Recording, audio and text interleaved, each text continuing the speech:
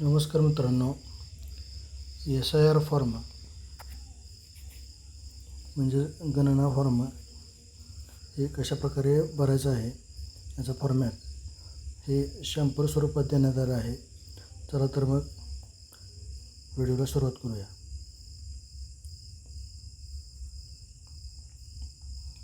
पहिल्यांदा तुमचे गणना फॉर्म, BLOचे नाव व संपर्क क्रमांक पूर्वमुद्रित. येथे मतदाराचे नाव, EPIC नंबर, पत्ता पूर्वमुद्रित. येथे असणार आहे अनुक्रमांक, भाग क्रमांक, AC नाव आणि राज्य, आणि QR कोडमध्ये QR कोड हे असणार आहे. तुमचा जो जुना फोटो आहे तो जुना फोटो, सध्याचा फोटो हा लागणार आहे. SIR मधील मतदाराची माहिती जे 2002 पूर्वीचे असणार आहे ते या रकान्यामध्ये असणार आहे. आणि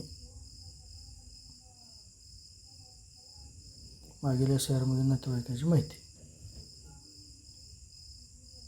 हे इथे तुम्हाला लिहावं लागणार आहे. मतदाराचे नाव, EPIC क्रमांक काय होता, नातेवाईकाचे नाव म्हणजेच वडिलांचे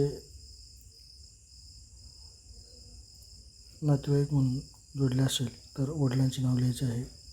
आईचे लिहिले असेल तर आईचे नाव हे लिहायचे आहे. नाते काय आहे ते लिहायचे आहे.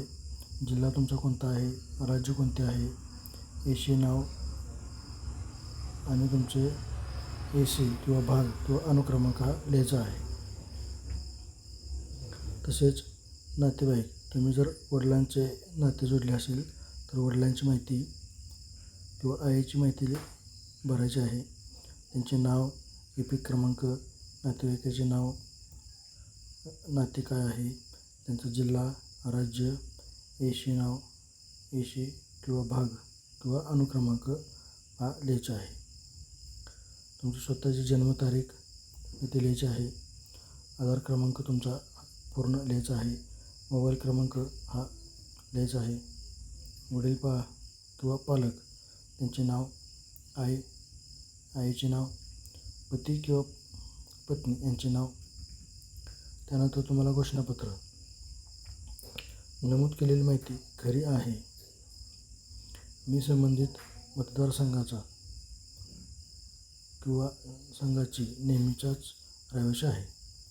चुकीची माहिती दिल्यास लोकप्रतिनिधित्व अधिनियम 1950च्या कलम 31 नुसार कारवाईस पात्र राहील. मतदार किंवा कुटुंब सदस्यांची स्वाक्षरी किंवा अंगठीचा ठसा हा द्यायचा आहे. BLOचे प्रमाणपत्र, मी वरील माहिती पडताळून पाहिली आहे आणि BLO हा ची स्वाक्षरी ही होणार आहे. अशा प्रकारे तुम्हाला फॉर्म हा भरायचा आहे आणि BLOला जमा करायचा आहे. मतदार यादींचे विशेष सखोल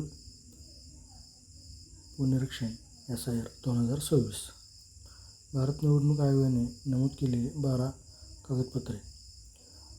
आपले किंवा आईवडिलांचे नाव मागील SIR मध्ये नसल्यास भारत निवडणूक आयोगाने नमूद केलेले खालीलपैकी कोणतेही एक कागदपत्र तयार ठेवावे. जसे की जन्माचा दाखला, पासपोर्ट, इयत्ता 10वीचे मॅट्रिक, जात प्रमाणपत्र, सरकारी किंवा सार्वजनिक उपक्रम क्षेत्रातील कर्मचारी किंवा निवृत्तीवेतन ओळखपत्र, राज्य किंवा स्थानिक प्राधिकरणाचे कुटुंब नोंद वही, शासनाने दिलेली जमीन किंवा घर वाटप प्रमाणपत्र, वन हक्क प्रमाणपत्र, राष्ट्रीय नागरिक नोंदणीचा पुरावा, बँक, टपाल कार्यालय, जीवन विमा महामंडळ किंवा सरकारने 1 जुलै 1987 पूर्वी दिलेले ओळखपत्र प्रमाणपत्र, आधार कार्ड ओळखपत्र पुरावा म्हणून स्वीकारला जाईल. कोणतेही पात्र मतदार, कोणताही अपात्र व्यक्ती वंचित राहणार नाही, समाविष्ट होणार नाही. अशा प्रकारे तुम्हाला डॉक्युमेंट्स हे ठेवायचे आहेत आणि BLOला जमा करायचे आहेत. धन्यवाद. अशा प्रकारे चॅनलवर नवीन असेल तर लाईक करा, शेअर करा, सबस्क्राईब करायला विसरू नका. धन्यवाद.